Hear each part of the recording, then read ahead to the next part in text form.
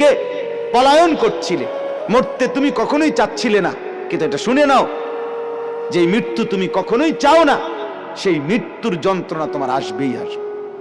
সাকরাতুল মউত, হাত্তাকে এমনকি আল্লাহর নবী সাল্লাল্লাহু আলাইহি সাল্লাম পর্যন্ত ইন্তেকালের পূর্বে নবীজি হাদিসে স্পষ্ট আছে, আম্মা জান আয়েশা বলছেন,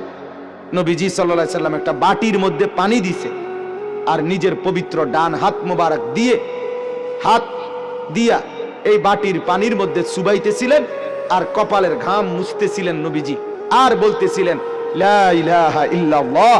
ইন্না লিল মাউতি সাকারাত, আল্লাহ আপনি ছাড়া আর কোনো ইলাহ নাই, আহা মৃত্যুর তো বড়ই যন্ত্রণা। নবীজি বলতেছিলেন, খুদ রাসূল বলতেছে, যার কষ্ট হওয়ার কোনো কারণ নাই, শুধু আল্লাহ তাআলা দেখাচ্ছিলেন বন্ধু